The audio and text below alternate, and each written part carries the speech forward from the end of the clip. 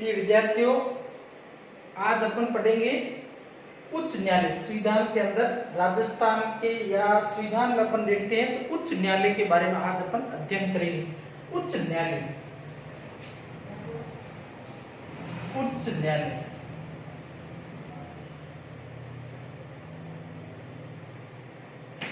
इसके बारे में अध्ययन किया जाएगा। उच्च न्यायालय के बारे में अध्ययन करेंगे। तो उच्च न्यायालय उसका प्रावधान है भारतीय संविधान के भाग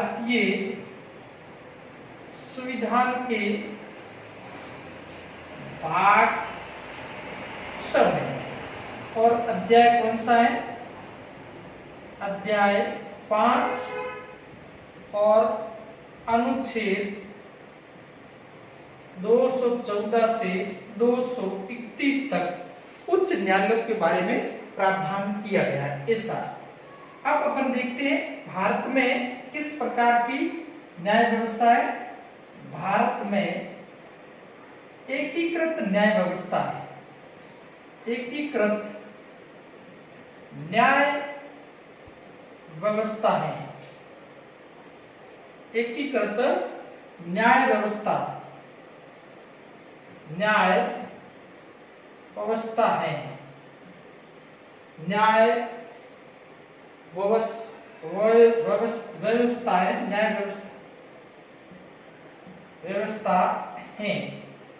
एकीकृत न्याय व्यवस्था है। तो इसके अंतर्गत अपन देखते हैं एकीकृत न्याय व्यवस्था क्या होती है। जैसे ये इस प्रकार की, ये ऐसा है, ये देखो, ये ऐसा, ये क्या होगा? Supreme court. ये क्या होगा? High court. ये क्या होगा? सेशन कोर्ट या जिला कोर्ट। और उसके बाद में ये क्या होगा? अधीनस्थ जो कोर्ट होते हैं, सब ऑर्डिनेट कोर्ट, वह इसके अंतर्गत आते हैं। तो भारत में एकीकृत न्याय व्यवस्था को अपनाया गया है, जिसके अंतर्गत सबसे ऊपर कौन सा होगा? सुप्रीम कोर्ट होगा। उसके बाद में क्या आएगा? High court. उसके बाद में सेशन कोर्ट। उसके बाद में अधीनस्थ कोर्ट, सब ऑर्डिनेट कोर्ट इसके अंतर्गत आते हैं। अब अपन देखते हैं इसके अंतर्गत सबसे पहले भारत में 1862 ईस्वी में, 1862 में कलकत्ता, मुंबई और उसके बाद में मद्रास उच्च न्यायालय की स्थापना की गई। उच्च न्यायालय की स्थापना की गई।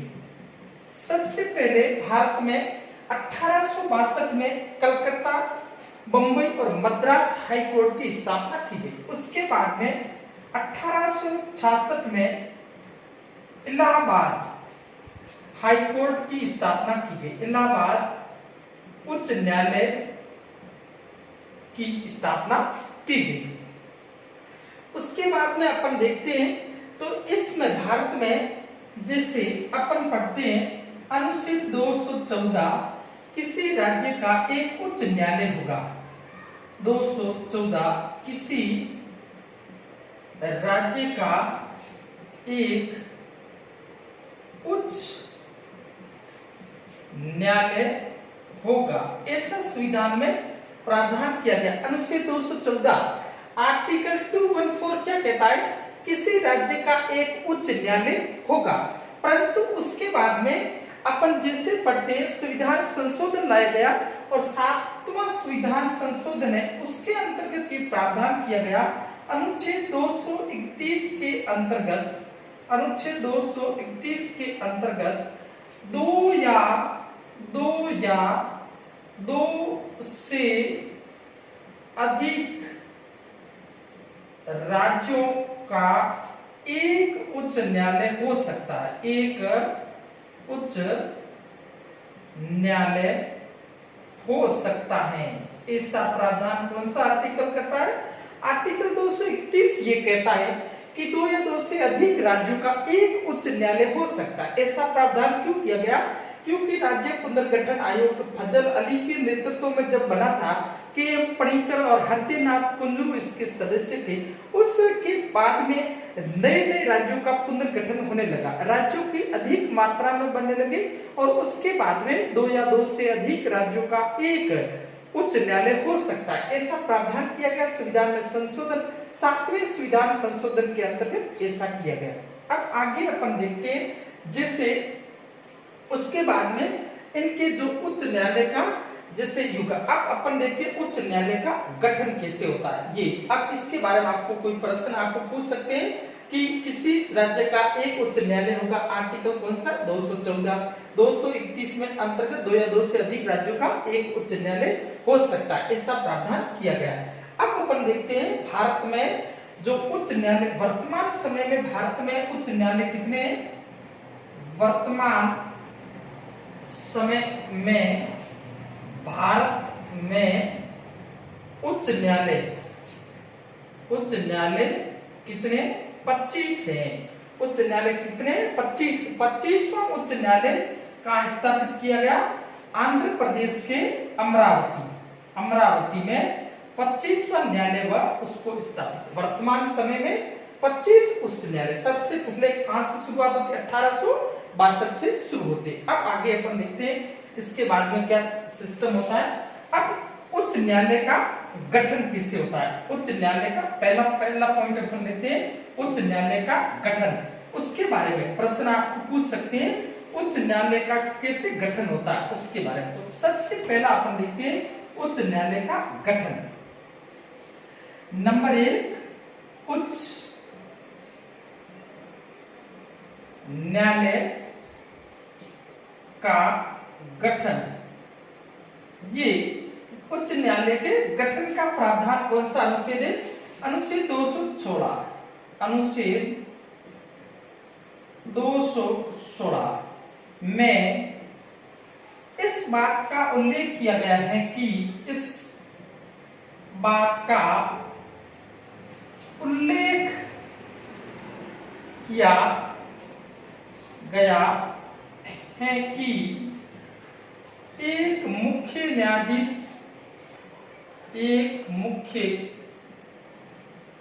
न्यायाधीश तथा अन्य न्यायाधीश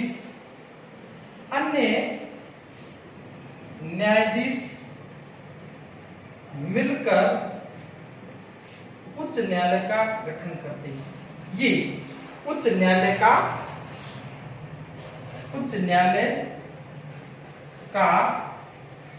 गठन करते हैं। ये ध्यान रखो कैसे ऐसा उसमें संख्या का निर्धारण नहीं है, संविधान में इस बात का उल्लेख किया गया है। अनुच्छेद 216 क्या कहता है? एक मुख्य न्यायाधीश तथा अन्य न्यायाधीशों के क्षेत्र में अलग अलग जिस प्रकार से राष्ट्रपति के द्वारा इनकी संख्या का निर्धारण किया जाता है। बाद में इसकी संख्या का निर्धारण कौन करते हैं? राष्ट्रपति के द्वारा संख्या का निर्धारण संसद का जो है इनकी संख्या बढ़ाती है और घटाती, राष्ट्रपति के द्वारा संख्या का निर्धारण किया जाता है। समय समय पर निर्धारण संख्या को बढ़ाई जाती किया जाता है, ये इसके अंतर्गत आता है। तो ये आपके गठन कैसे किया गया?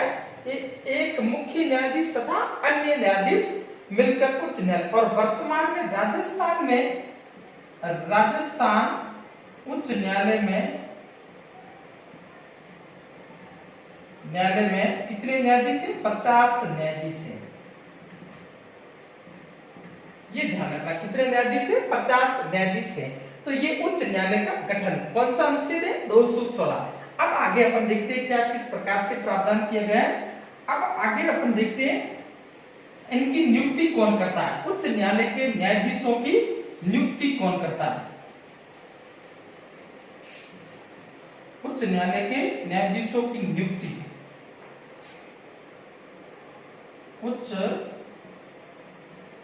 न्यायालय के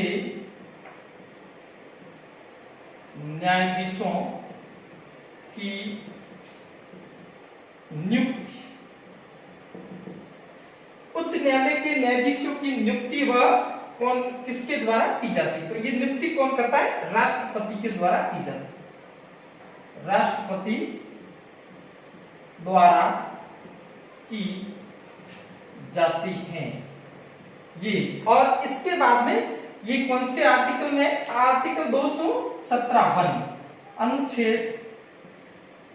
अनुच्छेद 217 में इस बात का उल्लेख किया गया है कि उच्च न्यायालय के न्यायाधीशों की नियुक्ति वह कौन करता है, राष्ट्रपति करता है। अब राष्ट्रपति कैसे करता है, जैसे उच्च न्यायालय में न्यायाधीशों की नियुक्ति करने के लिए एक व्यवस्था होती है, जिस व्यवस्था को कहते हैं कोलेजियम व्यवस्था, कोलेजियम व्यवस्था।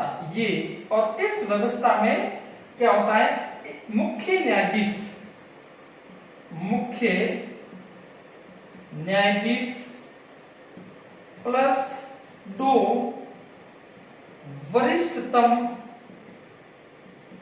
न्यायाधीश होते हैं। ये ध्यान रखना, राज्य की उच्च न्यायालय की कोलेजियम व्यवस्था में एक मुख्य न्यायाधीश होगा और उसके बाद में कौन होंगे, 2 वरिष्ठतम। और उसमें अपन देखते हैं तो एक मुख्य न्यायाधीश प्लस 4 उच्चतम न्यायालय में इस प्रकार का कोलेजियम व्यवस्था। और इस कोलेजियम व्यवस्था को कब अपनाया गया, ये 1998 में इस व्यवस्था को अपनाया गया। कोलेजियम सिस्टम लागू कब हुआ, 1998 में इस कोलेजियम व्यवस्था को अपनाया गया। और उसके बाद में आपको मालूम है कि कोलेजियम व्यवस्था के इसमें भाई भतीजेवाद ज्यादा बढ़ रहा था, इस कारण सरकार के द्वारा जो है कौन सा 99वां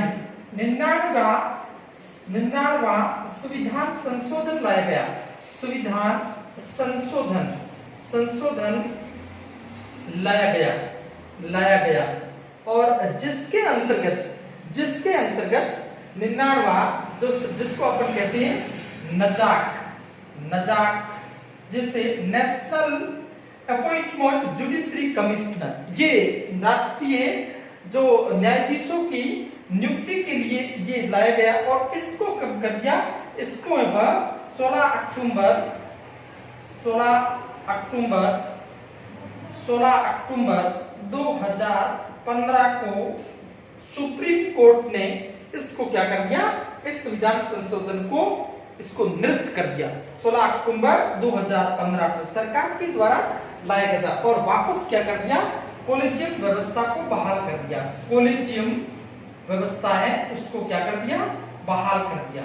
ये आपको पूछ सकते हैं कौन सा संविधान संशोधन लाया गया, 121वां संविधान संशोधन विधेयक है, उसको 99वें संविधान संशोधन अधिनियम लागू किया गया संसद के द्वारा, परंतु सुप्रीम कोर्ट ने 16 अक्टूबर 2015 को उसको क्या कर दिया, निरस्त कर दिया। अब आगे अपन पढ़ते हैं, इसके बाद में इनकी नियुक्ति के बाद में अपन इनके जो है योग्यता के बारे में, क्या योग्यता होनी चाहिए, ये इसकी योग्यताओं का उल्लेख है वह कैसे होता है। तो सुप्रीम कोर्ट के न्यायाधीश है, उसी तरह से हाई कोर्ट के न्यायाधीशों की योग्यता की, किस व्यक्ति को अपने न्यायाधीश नियुक्त कर सकते हैं, तो उसके बारे में अपन देखते हैं।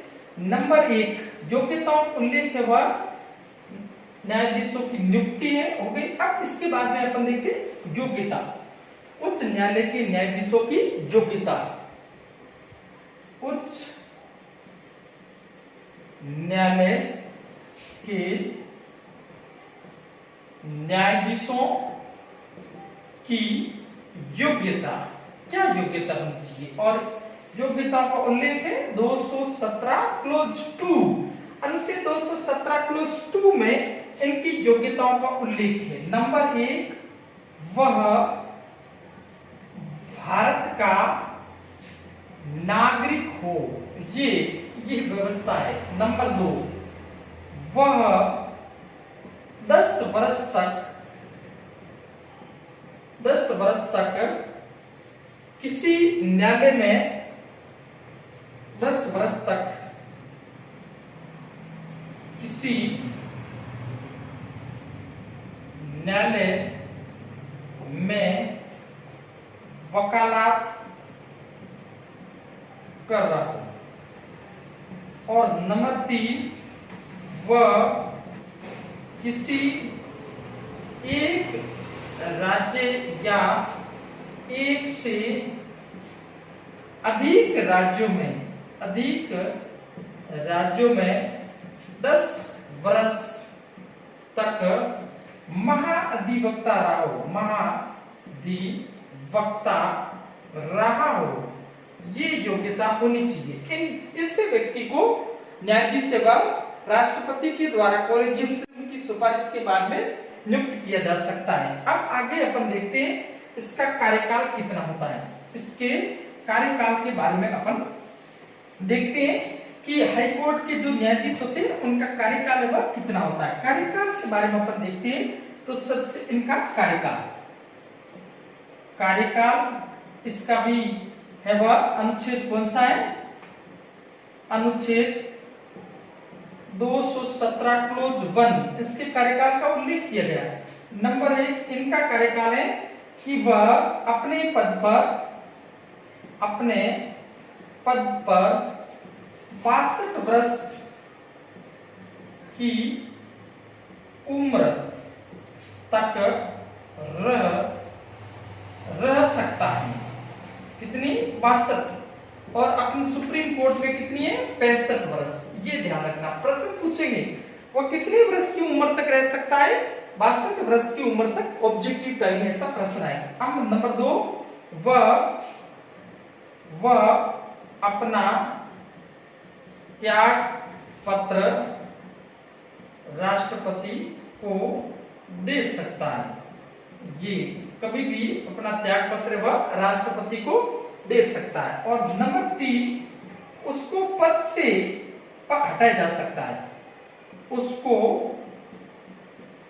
पद से हटाया जा सकता है,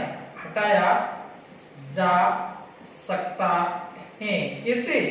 जिस प्रकार से सुप्रीम कोर्ट के न्यायाधीश को हटाते हैं उसी प्रक्रिया के द्वारा हाई कोर्ट के न्यायाधीश को हटाते हैं। सुप्रीम कोर्ट के न्यायाधीश इसको पद से, जैसे राष्ट्रपति को पद से पदच्युत करने की जो पद्धति है उसको क्या कहा जाता है? महाभियोग, इम्पीचमेंट कहते हैं। और कौन सा अनुच्छेद है?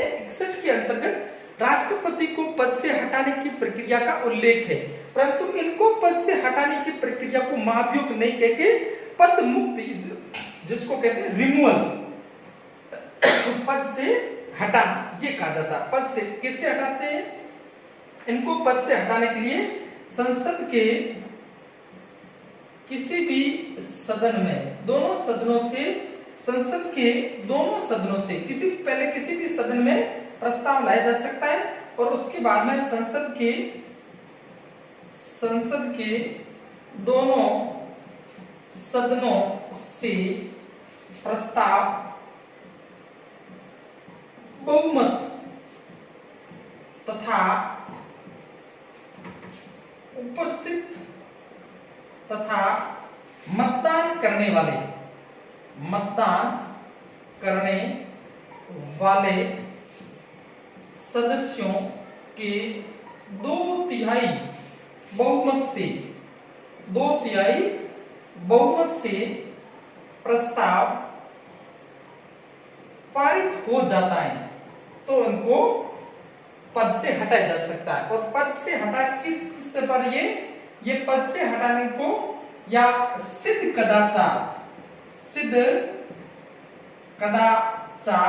या अक्षमता की स्थिति में, इनकी स्थिति, इनकेपेबिलिटी एंड मिस जो अपने बिहेवियर होता है उन परिस्थितियों में इनको सिद्ध कदाचार और अक्षमता, इनकेपेबिलिटी, उन परिस्थितियों में इनको पद से हटाया जाता। ऐसा है वह किन के जैसे रामास्वामी, किन के विरुद्ध में लाया गया? रामास्वामी, इनके सौमित्र सेन ये, और उसके बाद में पीडी दिनाकरण, इनके खिलाफ है इस प्रकार का प्रस्ताव लाया गया था, परंतु प्रस्ताव पारित नहीं हुआ। अब अपन आगे देखते हैं कार्यकाल के बाद में इनके जो शपथ है उनके बारे में देखते हैं।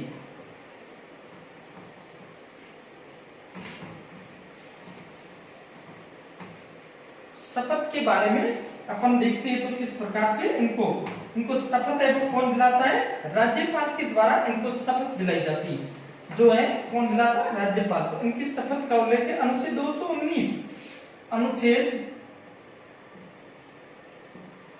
219 में उच्च न्यायालय के न्यायाधीशों की शपथ का उल्लेख है। न्यायाधीशों की शपथ का उल्लेख है और शपथ कौन दिलाता है, राज्यपाल शपथ दिलाता है। राज्यपाल के द्वारा शपथ दिलवाई जाती है, ये ऐसा प्रावधान किया गया है। ये अब इनको वेतन है वह इनकी वेतन है वह इस प्रकार से उच्च न्यायालय के न्यायाधीशों को उच्च न्यायालय के न्यायाधीशों को वेतन राज्य की संचित निधि से मिलता है तथा पेंशन भारत सरकार की मोस्ट संचित निधि से मिलती है। ध्यान रखना, निधि से मिलती है। इनको पेंशन वह भारत सरकार की संचित निधि से मिलती है और इनका वेतन है वह कौन से देता है, राज्य की संचित निधि। अब इनके वेतन को कभी कम नहीं किया, परंतु वित्तीय आपातकाल लग जाता है तब इनके वेतन को कम किया जा सकता है। वित्तीय आपातकाल की परिस्थिति में न्यायाधीशों के वेतन को कम किया जा सकता है, ये ध्यान जा सकता है, ये ध्यान रखना। इनका वेतन वित्तीय आपातकाल आर्टिकल 260 वित्तीय आपातकाल कितने प्रकार का होता है, तीन प्रमुख रूप से। राष्ट्रीय आपातकाल, राज्य में राष्ट्रपति शासन और वित्तीय आपातकाल लगता है। उन परिस्थितियों में इनके न्यायाधीशों के वेतन को भी कम किया जा सकता है। तो ये इनके जो वेतन का उल्लेख है वह कौन सा अनुच्छेद है, अनुच्छेद 221 में इस बात का उल्लेख किया गया है। अब आगे अपन देखते हैं, इसके बाद में प्रमुख रूप से अपन देखते हैं तो आगे अपन इसके एक शब्द है, इनको स्थानांतरण किस कौन करता है, उच्च न्यायालय के न्यायाधीशों का स्थानांतरण भी किया जा सकता है। तो सुप्रीम कोर्ट का मुख्य न्यायाधीश है वह जो हाई कोर्ट के जो न्यायाधीश है उनको स्थानांतरण करता है। तो ये आपके इनके स्थानांतरण, ये आपके इसका जो है उच्चतम न्यायालय का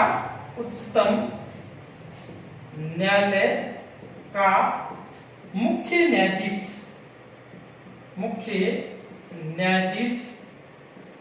उच्च न्यायालय के न्यायाधीशों का उच्च न्यायालय के न्यायाधीशों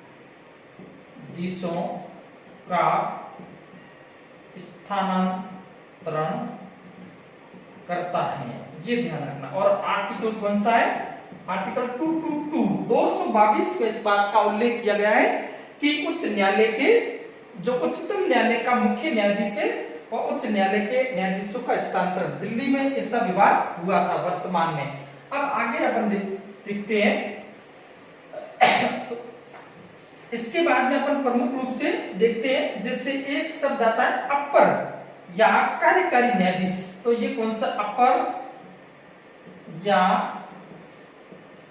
कार्यकारी न्यायाधीश, ये उच्च न्यायालय में ऐसा अनुच्छेद 224 के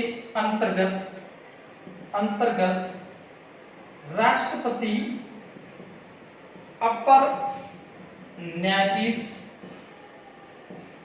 की नियुक्ति कर सकता है। ये ऐसा प्रश्न आपको पूछ सकते हैं, कौन सा अनुच्छेद है, अनुच्छेद 224 अपर न्यायाधीश के बारे में प्रावधान किया गया है ऐसा। अब आगे अपन देखते हैं इसके बाद में अपन न्यायाधीशों को कौन कौन से उच्च न्यायालय के क्षेत्राधिकार के बारे में पढ़ते हैं। क्या कौन कौन से क्षेत्राधिकार, उच्च न्यायालय के क्षेत्राधिकार किस प्रकार से वह कार्य करते हैं, उनको कौन कौन से क्षेत्राधिकार दिए गए, उसके बारे में अपन पढ़ते हैं। उच्च न्यायालय के क्षेत्राधिकार, तो उसके बारे में अपन पढ़ते हैं। तो सबसे पहले उनको प्रारंभिक क्षेत्राधिकार, उच्च न्यायालय के क्षेत्राधिकार ऐसा पढ़ेंगे अपन। उच्च न्यायालय के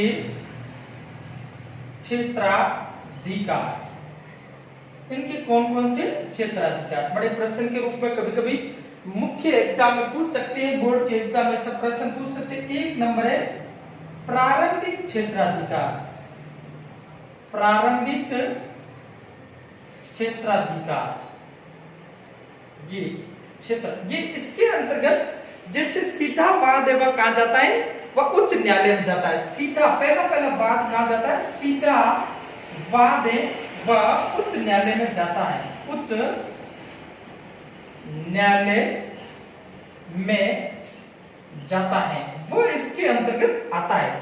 जैसे वसीयत से संबंधित है, संविधान के मौलिक अधिकारों के हनन से संबंधित है और राजस्व से संबंधित है, उससे विवाह संबंधी मामले वो सीधे सीधे कहा जाएंगे, ये सीधे सीधे यहाँ पर अपने इसके अंतर्गत जाएंगे। तो ये प्रारंभिक क्षेत्राधिकार। उसके बाद में 2 नंबर अपन देखते हैं अपीलीय क्षेत्राधिकार,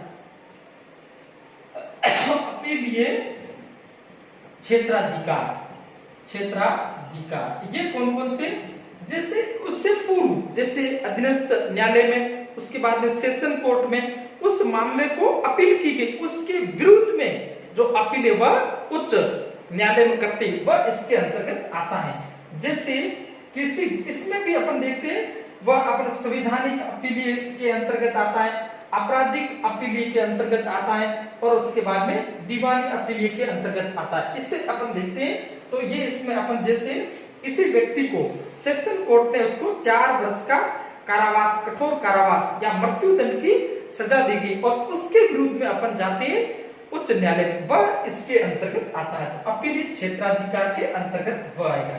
और अब नंबर 3 है अपन रिट संबंधी क्षेत्राधिकार, रिट संबंधी क्षेत्राधिकार, ये उच्च न्यायालय का रिट संबंधी क्षेत्राधिकार।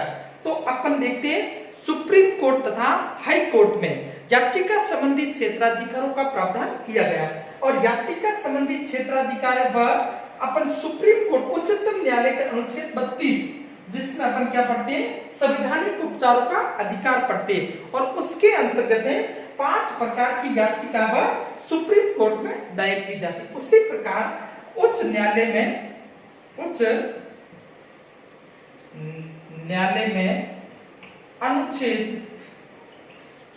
अनुच्छेद 226 के अंतर्गत 226 के अंतर्गत 5 प्रकार की याचिका या रिट जारी की जाती है, याचिका जारी की जाती है। ये ध्यान रखना, कितने प्रकार की, 5 प्रकार की याचिका वह जारी की जाती है और उसके बाद में ये मूल अधिकारों के हनन से संबंधित और दोनों को समान है, परंतु इसके मूल उच्च न्यायालय में मूल अधिकारों के अलावा भी याचिका जारी की जाती है। अब 5 प्रकार की कौन कौन सी याचिका है, नंबर 1 बंदी प्रत्यक्षीकरण, ये नंबर 2 अधिकार प्रच्छा,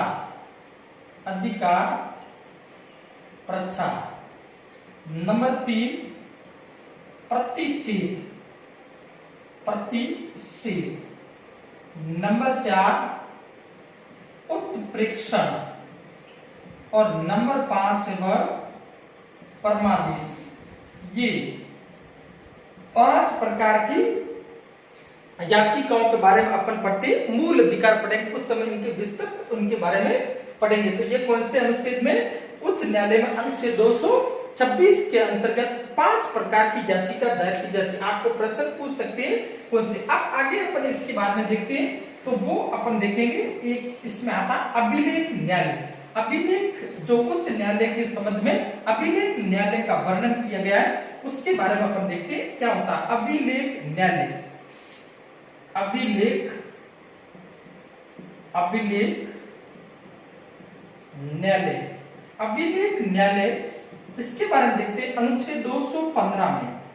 अनुच्छेद 215 में अभिलेख न्यायालय का उच्च न्यायालय के संबंध में वर्णन किया गया। अनुच्छेद 215 में अभिलेख न्यायालय का उच्च न्यायालय के संबंध में वर्णन किया गया, संबंध में वर्णन किया गया है। अब कौन सा है नंबर 1, उच्च न्यायालय के निर्णय को अधीनस्थ न्यायालय, उच्च न्यायालय के निर्णय को साक्ष्य के रूप में रखते हैं, साक्ष्य के रूप में रखते हैं, जो अधीनस्थ न्यायालयों में, अधीनस्थ न्यायालयों में कानून की तरह कार्य करता है, कानून की तरह कार्य करता है ये। और नंबर 2, न्यायालय की अवमानना, कंटेक्ट जारी किया जाता है। इसके अंतर्गत न्यायालय अवमानना जारी की जाती है।